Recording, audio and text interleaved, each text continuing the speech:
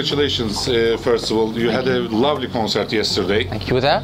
Yeah. Oh, wonderful. I watched, I listened all songs. Excellent. It was actually a showcase, more of a showcase than a concert. Just for your new album, isn't it? That's right. Not other songs you didn't sing. We sang one or two songs from the old albums, just as, you know, to remind people. It's one or two songs, but mostly it was an album showcase, new album. Okay, dear Sami, how we can explain your music? Is it Islamic popular music, Islamic modern music? How we can call your music? It's music. It's just music. It's music. But I'm not ashamed of my spiritual. Obviously, my music is drawn from my spirituality, which is steeped within the Islamic tradition, and I'm not ashamed of that. I'm proud of it. I'm honored to be able to do something that reflects my own worldview and something that people can relate to, but ultimately something that talks about truth, the sacred. So I would call it spiritique. I call my music spiritique. I don't call it ilahi or nasheed, or some people have done, because I didn't even know what ilahi is. I mean, I come from a musical background. My dad's a composer with musicians. What kind of music? Classical music? My father's classically trained, the Azeri, Persian, classically trained musician. He plays multi-instrumentalist. He plays all the most of the Azeri instruments, kamanche, tar, and a lot of other. You are original Iranian Azeri, isn't it? My roots, yes. But I don't have an Azeri. I don't have an Azeri passport, unfortunately, and I don't have an Iranian passport, unfortunately, because if I ever get deported from this country, I have nowhere to go. But I don't have any other passport. By nationality, I'm British, but I'm very at peace with my roots. I'm very proud of my roots, my Azeri, Persian roots.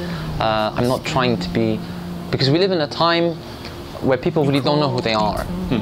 And people are trying to be something they're not, and they see themselves from the point of view of others. So for myself, I'm very at peace with my roots, and I'm alhamdulillah.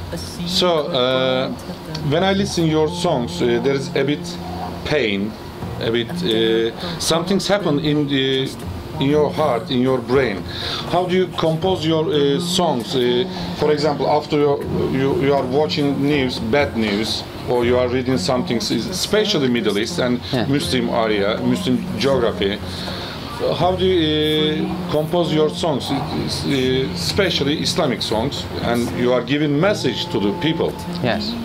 This pain that you talk about, I don't know whether it applies to me, but certainly for the saints and sages, the awliya of like Yunus Emre, or for example Maulana, they all had this pain.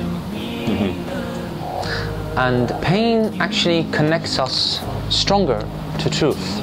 Those who have no pain oftentimes are neglectful, often, not always, but they don't have really any need to remember higher things, because there's no need, there's no point, since they have everything.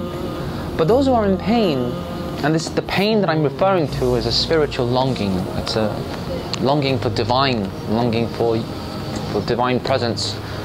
I think in my own tiny way, I also have that in an extremely molecular, tiny way for myself. So I'm very interested in traditional art and traditional music. I mean, I love ilahis, traditional ilahis. I'm not a big fan, or I'm not a big admirer, so to speak, of modern music, whether it's modern Islamic, modern pop, modern whatever it is. My humble works, I try to avoid the word modern, because I think that it's contemporary. Contemporary and modern are different. They're two different things.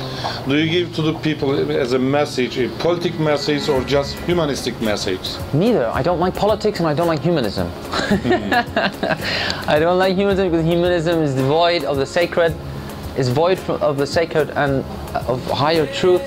And politics is the same. It's ugly, and I don't like it. What about music and politic things? Is it how related to each other? Can be. Some people do it. Some people mix it together. It's not something that I'm particularly attracted to myself, because politics is essentially, especially today, it's about power. Always has been really money, it's greed, and I'm not really interested in those things. I'm not after power. Inshallah, I'm not after fame. I'm not after worldly success. It doesn't interest me. You know, I sometimes get called by ministers, prime ministers, you know, very big people. Alhamdulillah, they call me, I don't call them. I try to avoid it, but sometimes you can't. So I try to keep myself away from those things. Actually, I watched your live concert yesterday. You are a very peaceful person and you are a respectful person, especially to the other religions. Yes, And you must be. Yeah, but too many people recently related Islamic terror, Islamic terrorism. But you talk about Islam is not like this. Yeah. They can't be Muslim, already you said. Yeah. Well, if the fact that we have to explain things is really quite sad. The fact that I need to say something, it's sad. Mm-hmm. The reality is that the traditions of the world, all the traditions, are gifts from heaven to connect us to ourselves, our true selves. Mm-hmm. And Islam is no exception. It's the youngest religion, but also the final religion, the finality and the beauty. One of the people we don't remember this often enough, that Islam is the only religion that doesn't deny what came before it. Everybody else is just our way, every other religion. The Christians will not accept Muslims, and it's normal, they will not accept, because our religion, Islam, came after. So how can a Christian accept my religion? But Islam accepts every other religion. You know, at an intellectual level, because they're people of the book, and also we know there are 120,000 prophets. So it's very important to remember that. And we are living in a time of unintelligence.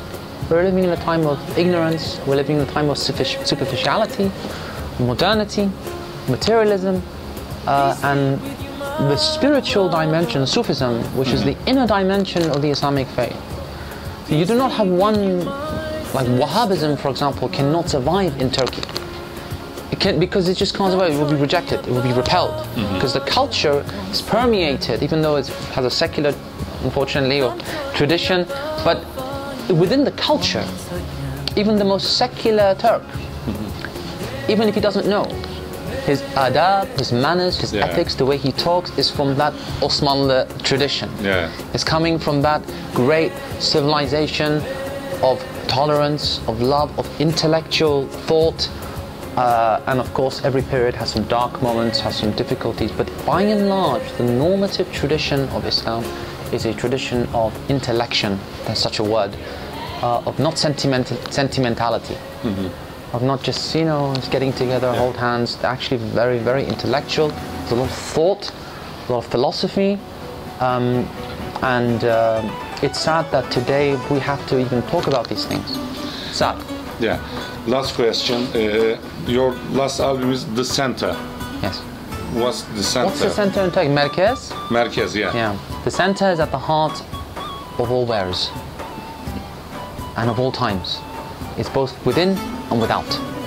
It is the motionless divine center, and all the great traditions are connected to it. We are connected to it. Some are aware, some are not aware, but in the end the center is the center, and it's truth.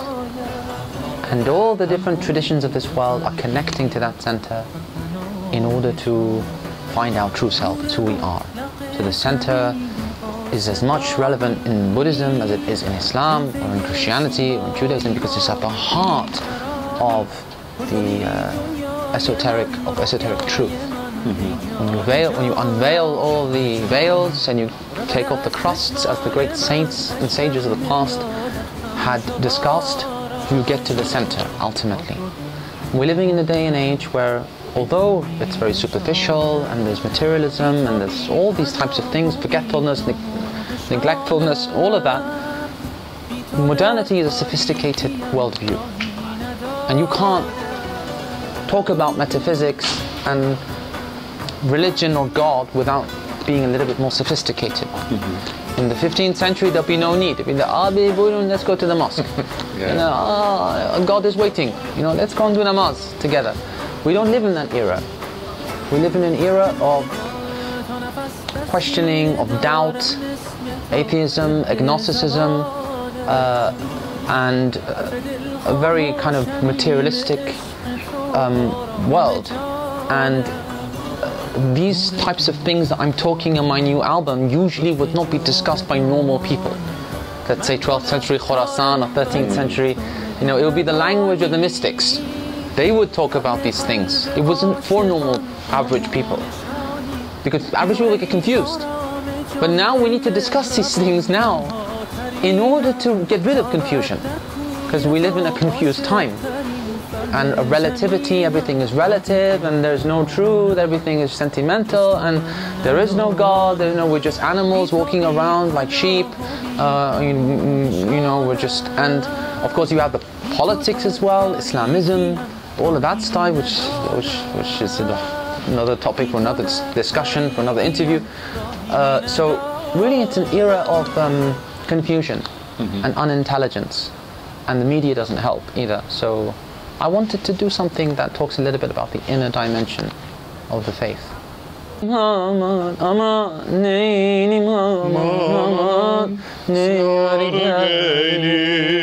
Back to the light above, what can I do, my love? Child of our golden sun, sorry,